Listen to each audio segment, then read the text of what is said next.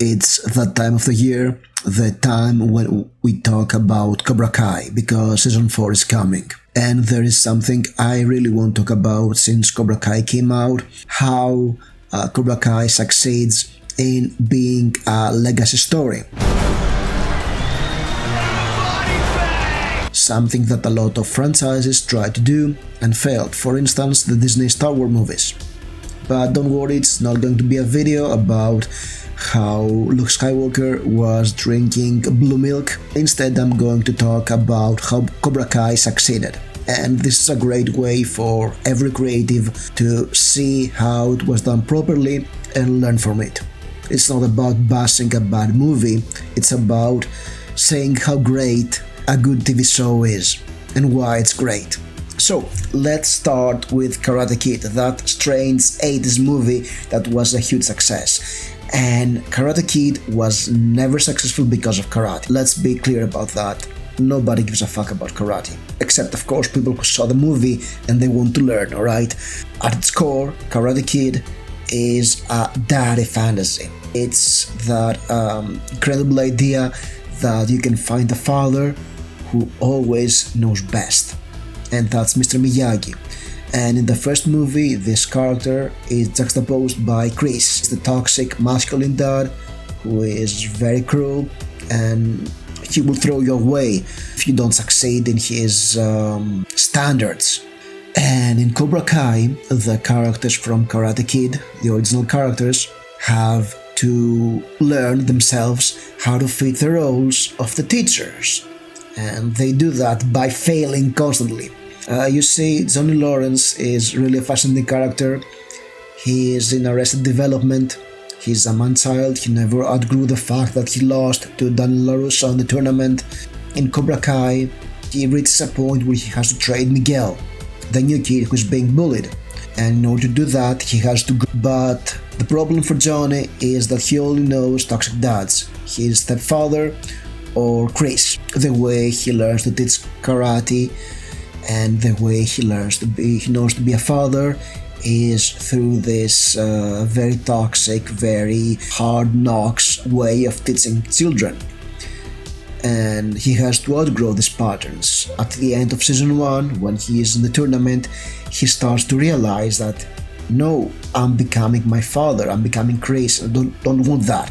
I have created monsters. Chris comes along and he tries to take the reins of him.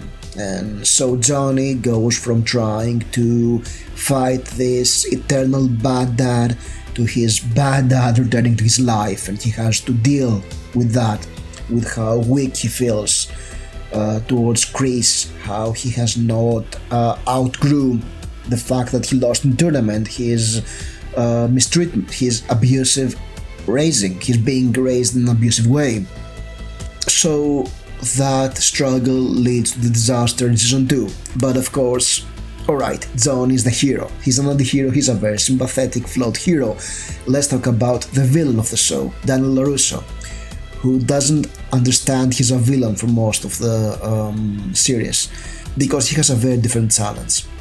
He starts the series as successful, he has a great family, he's even a great father. You can say that he's a good father himself. But the problem is that as he was growing up, he always had Mr. Miyagi as a moral compass, and it was some sort of a crutch. So without him, he fails to face an adversity in a mature way. Had Daniel decided to be the Miyagi of the show, if he saw the good in Johnny, or at least his good intentions, and try to help him, try to teach him, a lot of what happens in this show should have been averted. The disaster that was the ending of season 2, it wouldn't have been a thing. The Cobra Kai Miyagi-Do fight, no, it wouldn't happen. And yeah, Daniel lacks the empathy of Miyagi. He fails to see the good in other people. He fails to forgive their mistakes. He fails to understand that people can change and he can help them change. Until the end of season 3, and I guess season 4 will be like them trying to work together, and I'm looking forward to watching it. Probably you've watched the season when you see this video, so yeah, Daniel even misunderstands what Miyagi-Do is about, and he only comes to this realization in season 3 when he goes back to Japan, because Mr. Miyagi never taught Daniel offense, he only taught him defense, so Daniel only knows when to react, and that's a flaw to his system. He doesn't know how to go to the offensive, and when he has to go on the offensive in seasons 1 and 2, he totally fails to do that. He overreacts and acts shady, and he acts like the villain. So yeah, a lot of the plot in Cobra Kai relies on those older heroes becoming the mentors in the new show, and yeah, that's something that Cobra Kai nails. What about the new generation? What makes Cobra Kai very successful is that the characters of the new generation are not just cutouts of the old characters. I mean, you start with Miguel, and Miguel starts off as Daniel 2.0, but he's not in Miyagi-Do, he's in Cobra Kai. He grows in a completely different way. He's shaped by the philosophy of Cobra Kai, and even though he has a good heart, he's forced to become the bully, because Cobra Kai never taught Johnny and the other kids how to hold their panties, when to hold their panties, which is the flaw of the system. And of course, Sam and Robbie are also very different to Ollie and Johnny, even though they start somewhat similar. It's the same holes in the entire plotline, because the gist of both shows is similar. It's a boy being trained by a karate teacher to fight off against other bullies. But the way Sam and Robbie are influenced by Miyagi-Do and its philosophy and its failings, they feel different, and there are many more characters that a movie couldn't have. So we have Hawk and Stingray and Eli and so many other characters, Aisa. Yeah, there are so many characters to explore, and everybody starts off as pretty much like a typical character for this type of a show and then grows. Even though the beats of Cobra Kai and Karate Kid may seem similar, especially in season 1, and also there are a lot of callbacks to the movies. The writers of the show never treat them as the same thing, as the same plot points, no, or fan service, no. They feel organic to the plot, even if there is fan service, even if there are callbacks, even if there are the same beats, they are in different context, or they add to the plot.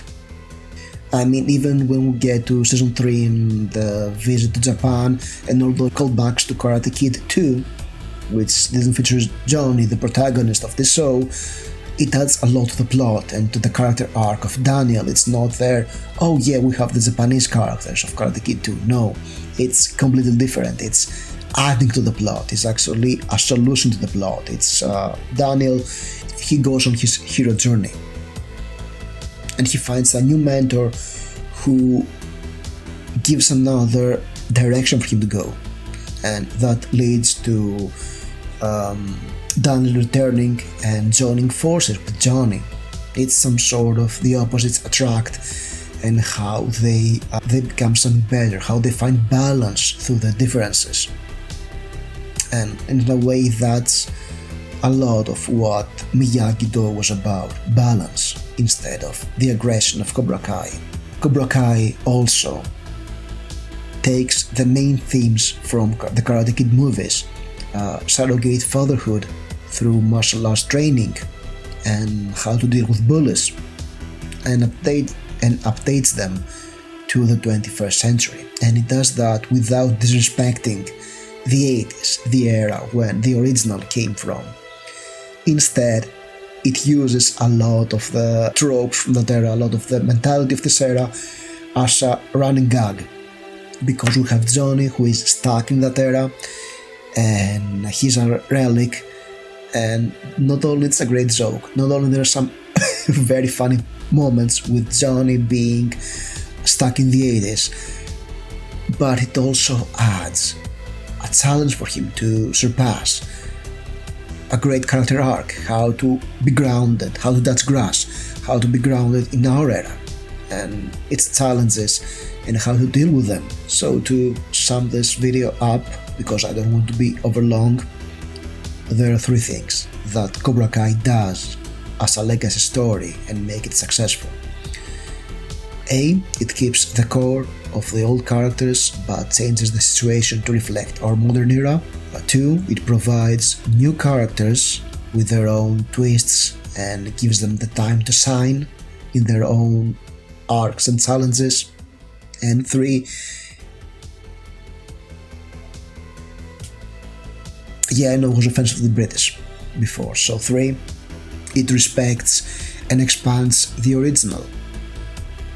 Something that a lot of other sequels have failed to do. So if you want to do a legacy story, keep those 3 things in mind and watch Cobra Kai. You'll learn a lot about how to do it properly. Thank you for watching this video. If you like this video, press the like button, subscribe for more, and I'll see you soon. Have a happy new year.